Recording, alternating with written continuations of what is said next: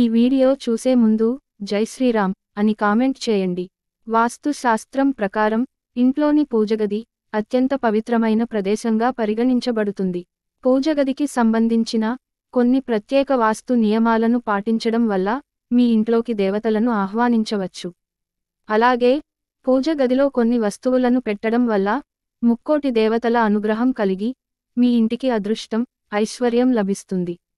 పూజలో మనం చేసే చిన్న చిన్న తప్పులే మన జీవితాన్ని నాశనం చేస్తాయట.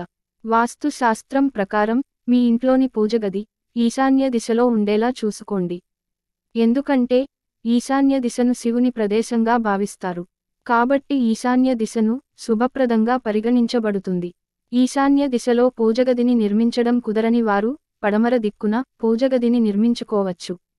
వాస్తు శాస్త్రం ప్రకారం దక్షిణ దిశలో మాత్రం పూజగది ఉండకూడదు. దక్షిణ దిక్కును పూర్వీకుల దిక్కుగా పరిగణిస్తారు. పూజగదిలో ఉండాల్సిన ముఖ్యమైన వస్తువు నెమలి ఈక. నెమలి ఈకలను పూజగదిలో పెట్టుకుంటే ఎంతో మంచిది. వాస్తు శాస్త్రం ప్రకారం నెమలి ఈకలు పూజగదిలో ఉంటే మీ సంపద బాగా పెరుగుతుందని వాస్తు శాస్త్ర నిపుణులు చెబుతున్నారు. అలాగే పూజ చేసిన తర్వాత నెమలి పింఛంతో దేవుడికి గాలి విసరండి. దేవుడికి ఇలా సేవ చేస్తే మీ కోరికలన్నీ నెరవేరుతాయి. ఇలా చేస్తే మీకు ఎలాంటి ఆర్థిక సమస్యలు ఉండవు. తిరుమలలో ఉన్న వెంకటేశ్వర స్వామికి కూడా నెమలి పింఛంతో సేవ చేస్తారు. కాబట్టి నెమలి పింఛాన్ని పూజగదిలో తప్పకుండా ఉంచండి. పంచముఖ ఆంజనేయస్వామి ఫోటోని పూజగదిలో ఉంచకూడదు. పంచముఖ ఆంజనేయుని ఫోటోని ఇంటి గుమ్మం ముందు కానీ ఇంటి హాలులో కానీ పెట్టుకోవాలి. ఇంట్లో పూజ చేసిన తర్వాత దేవుని ముందు మీ కోరిక కోరుకుని గంట కొడితే మీరు అనుకున్న కోరిక నేరుగా దేవుడి దగ్గరకు చేరుతుందని శాస్త్రం చెబుతుంది. పూజలో అన్నిటికన్నా ముఖ్యమైనది దీపారాధనకు వాడే నూనె. ఆవు నెయ్యి చాలా పవిత్రమైనది.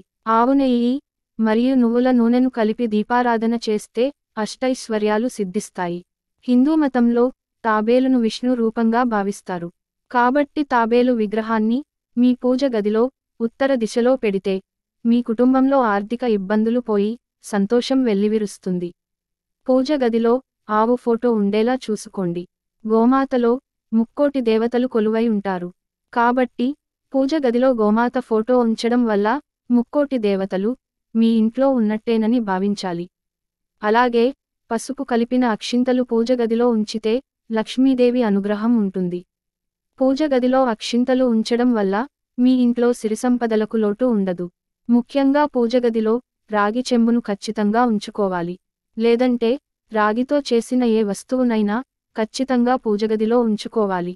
పూజగదిలో రాగి చెంబును ఉంచడం వలన సర్వదేవతలు సంతృప్తి చెందుతారని శాస్త్రాలు చెబుతున్నాయి. రాగి చెంబు నిండా నీళ్లు నింపి పూజగదిలో ఉంచాలి. ఈ విధంగా చేయడం వలన దేవతలు సంతోషపడి మనం కోరిన కోరికలన్నింటినీ తప్పక తీరుస్తారని ఆధ్యాత్మిక పండితులు చెప్పేవారట. అలాగే చాలా మంది మహిళలు నైటీలు వేసుకొని పూజలు చేస్తారు. స్త్రీలు నైటీలు వేసుకొని పూజ చేయకూడదు. ఇంట్లో స్త్రీలు పూజ చేయాలంటే ఖచ్చితంగా చీర కట్టుకోవాల్సిందే అని పండితులు సూచిస్తున్నారు. ఎందుకంటే మన హిందూ మతంలో స్త్రీలను లక్ష్మీదేవి స్వరూపంగా పోలుస్తారు. స్త్రీలు చీర కట్టుకుని పూజ చేసుకుంటే ఆ పూజకు 1000 రెట్ల ఫలితం ఉంటుందట. మీ ఇల్లు దైవశక్తులతో నిండిపోతుంది. అలాగే ప్రతి ఒక్కరి పూజ గదిలో ఖచ్చితంగా ఉండాల్సిన దేవుని పటాలు ఏమిటంటే శివపార్వతుల కుటుంబం పటం, ఏనుగు బొమ్మలతో ఉన్న లక్ష్మీదేవి చిత్రపటం, అలాగే శ్రీరామ పట్టాభిషేకం చిత్రపటం.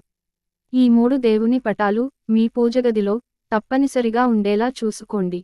ఇక దీపారాధన చేసేటప్పుడు మనం వేసే వత్తుల సంఖ్యను బట్టి కూడా తగిన ఫలితాలుంటాయి. 2 వత్తులతో దీపారాధన చేస్తే ఇంట్లో మనశ్శాంతి కలుగుతుంది.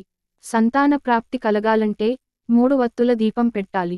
దారిద్ర్యం తొలగాలంటే 4 వత్తుల దీపం మంచిది. సంపదల కోసం 5 వత్తులతో వెలిగించాలి. విద్యాబుద్ధులు కావాలంటే 6 వత్తుల దీపం శ్రేయస్కరం అని పండితులు చెబుతున్నారు. కుంకుమకు దేవతల శక్తి ఉంది. కుంకుమ అంటే దేవతలకు చాలా ఇష్టం. కాబట్టి స్త్రీలు పూజ చేసేటప్పుడు ఖచ్చితంగా కుంకుమ బొట్టు పెట్టుకోవాలి. పూజ చేసేటప్పుడు కుంకుమ పెట్టుకుంటే దేవతల ఆశీర్వాదం పొందవచ్చు. పూజ పూర్తయిన తర్వాత చివరగా దేవునికి నమస్కరించి 7 ప్రదక్షిణలు తప్పకుండా చేయాలి. అప్పుడే మీరు చేసిన పూజకి ఫలితం ఉంటుంది. రోజూ పూజ చేయలేని వారు ఒక్క సోమవారం రోజున పూజ చేస్తే ముక్కోటి దేవతలకు పూజ చేసినంత పుణ్యఫలాన్ని పొందవచ్చని శాస్త్రం వివరిస్తుంది. ఎందుకంటే శివుడికి సోమవారం అంటే చాలా ఇష్టం. దేవదేవతలకు కూడా శివుడే దేవుడు. కాబట్టి శివుడికి ఇష్టమైన సోమవారం రోజున పూజ చేస్తే ముక్కోటి దేవతలకు పూజ చేసినట్టేనట. సోమవారం నాడు చేసే దీపారాధనలో నువ్వుల నూనెలో కొంచెం ఆవు నెయ్యిని కలిపి దీపం వెలిగిస్తే చాలా మంచిది. ఎవరైతే సోమవారం ఉపవాసం ఉంటారో వారికి కైలాస ప్రాప్తి వరిస్తుందని, శివుని ఆశీర్వాదం లభిస్తుందని శివపురాణం చెబుతుంది.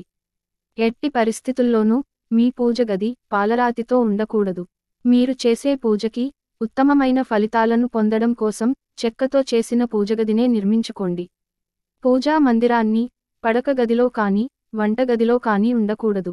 మంగళవారం నాడు కానీ శుక్రవారం నాడు కానీ దేవుడు పటాలను అస్సలు శుభ్రం చేయకూడదు. శనివారం రోజున దేవుని పటాలు శుభ్రం చేస్తే మంచిది. మీ ఇంట్లోని పూజ గదిలో బల్లి కనిపిస్తే అది చాలా శుభ సంకేతంగా పరిగణించాలి.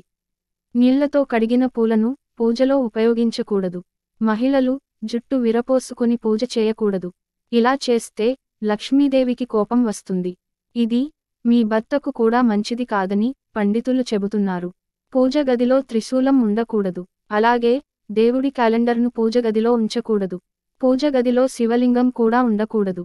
ఒకవేళ మీ పూజ గదిలో శివలింగం ఉంటే శివలింగానికి రోజూ అభిషేకం చేసి నైవేద్యం సమర్పించాలి.